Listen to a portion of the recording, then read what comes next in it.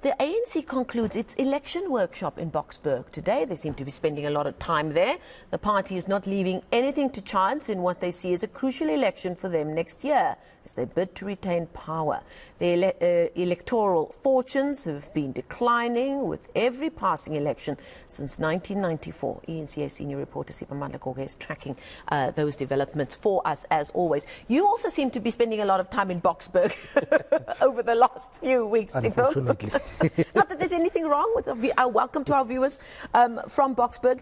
Election strategy, a very, very loaded phrase, as we all know what the realities is of what's at stake come 2024. What has been top of the agenda for them at this workshop?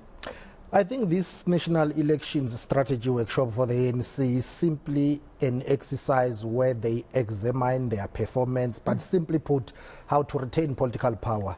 That's the only aim for this workshop. And from now up until 2024, that is their only preoccupation, because they are aware of the declining electoral fortunes of the party, and it's something that they would want to address moving forward, because they are worried about prospects of losing power. Now, you don't wake up as a governing party and lose power overnight. It starts with a steady electoral decline. Now, the numbers are showing that even after 2024, even if they do get a majority, but it's likely going to be a reduced majority. And that's something they're trying to correct. They are saying, how can we make sure that we have what they call, quote unquote, a decisive victory and decisive majority. Yeah, do they know what is the definition for them of decisive? Well, according to them, they want to get more votes so that they can govern alone without going into a coalition. But if you look at the past trends, it doesn't look good for them for that decisive victory that they are talking about. Take, for instance, in 2009, they received about 11,650,748 votes. That translated into 65%. That was in 2009. You move to 2014, they received 11,650,000, and which translated into 62%. Now that in 2019 dropped to 57%, which was 10 million votes, 26,475.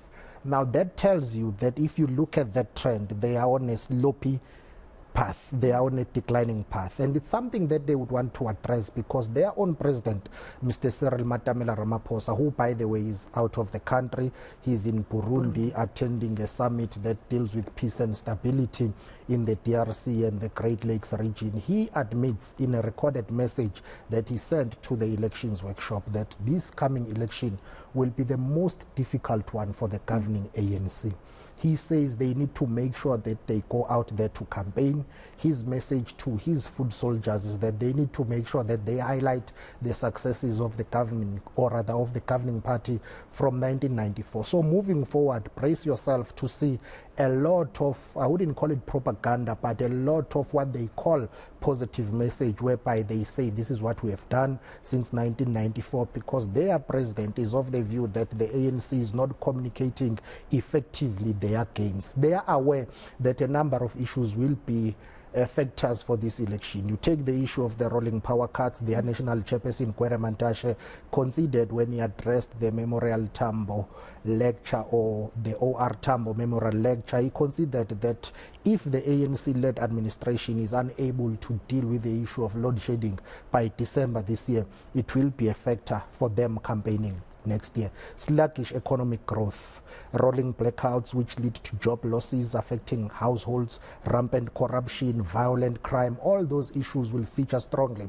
when they campaign next year. So they are trying at this workshop to say, how can we counter the narrative? Because when we go out to campaign, people will ask us about these things. How do we respond? So that's what they are doing at this workshop. But let's please take a listen to President Cyril Ramaphosa of the ANC. If we can master this, how we carry our campaign forward, how we plaster the whole country from wall to wall with an ANC message, and have really effective volunteers, as of old in our campaigning method, this election is ours and victory is certain. And I'd like to end by saying we're not campaigning to go into coalition. We are campaigning for an outright victory, and our people are ready. Our various mass organizations are also ready to interact with us. Let us go out and engage with various sectors of society. Now, Siphamandla, this is not our first rodeo. We've been around national polls and quite a few local government polls as well. And every time we do that, we've seen a trend of lower and lower and declining voter turnout. And the talk at grassroots level is always that the traditional ANC voters are not going out to vote for somebody else.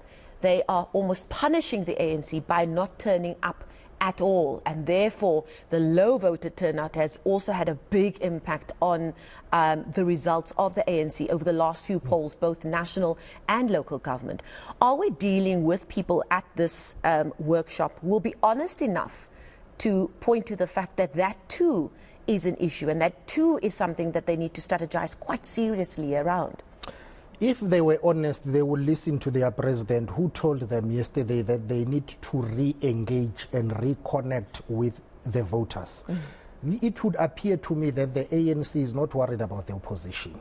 They realize that the biggest threat is the low voter turnout, because their president said yesterday we need to go back and convince people to come out in numbers and vote, because they are aware that the biggest threat is those voters who decide not to go out and vote. They are not so much so worried about the opposition, because they feel, according to them, that the opposition is weak. So therefore, the biggest threat, according to them, is those people who decide not to go and vote, as we saw during the 2021 local government elections. Political analysts and experts are predicting that that trend might continue in 2024, whereby people will decide not to go and vote for the ANC, and you may very well see opposition political parties registering again and a slight increase in terms of their numbers, because their supporters and their voters will go out and vote, whereas ANC supporters and voters will decide to stay behind and do not vote. So their president is saying,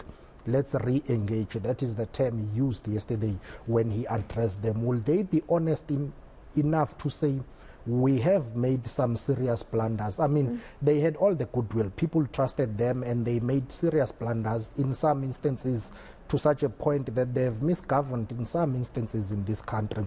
The issue of providing basic services is the biggest issue that most voters are worried about. The slow pace of providing those basic services. Yes, some positive gains have been registered in terms of providing houses, water, electricity. But if you look at where it matters the most, at a local government level, some municipalities misgoverned by the ANC have been struggling to provide those basic services. Yes, 2024 is about national and provincial elections, but at the center of it is about one thing and one thing only: basic services. And unfortunately, we have run out of time, but the other big talking point, and maybe we can speak about this next time, is the growing youth vote as well. And that's not a homogenous phrase. Obviously, between the ages of 18 and, let's say, 26, there are lots of moving factors there. And this is the generation that doesn't have that historical connection to the ANC that the party has been able to depend on a year in and year out. Siphamandla Goge, thank you so much. This will not be the last time we speak as we head ever closer to 2024.